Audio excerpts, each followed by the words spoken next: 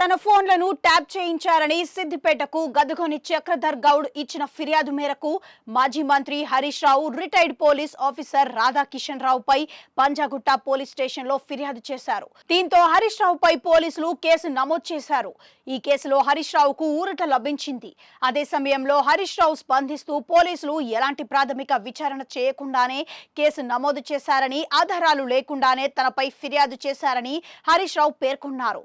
Phone tapping ఘటన ఆధారంగా తనపై చేసిన ఆరోపణలన్నీ కూడా నిరాధారం అయినవేనని వెల్లడించారు.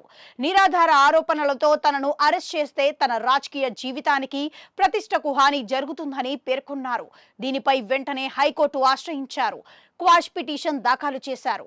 గురువారం ఉదయం జస్టిస్ లక్ష్మణ్ ధర్మాసనం ఈ పిటిషన్ను సమీక్షించింది.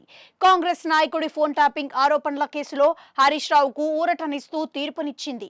హరీష్ అరెస్టుపై స్టే విధించింది. విచారణ కొనసాగించేందుకు పోలీసులకు అనుమతిస్తూనే అరెస్ట్ చేయొద్దని ఆదేశాలు జారీ చేసింది. అదే సందర్భంలో విచారణకు సహకరించాలని హరీష్ రావుకు సూచించింది. మరోవైపు బంజారాహిల్స్ పోలీసులు గురువారం ఉదయం హరీష్ రావుతో పాటు మరో బీఆర్ఎస్ ఎమ్మెల్యే పాడి కౌశిక్ రెడ్డిని అరెస్ట్ చేశారు. పోలీస్ విధులకు ఆటంకం కలిగించినందుకు కౌశిక్ రెడ్డిపై పోలీసులు కేసు నమోదు చేశారు. కాగా కౌశిక్ అరెస్టును అడ్డుకునేందుకు హరీష్ రావు కౌశిక్ ఇంటికి రావడంతో పోలీసులు వారిద్దరిని అదుపులోకి తీసుకున్నారు.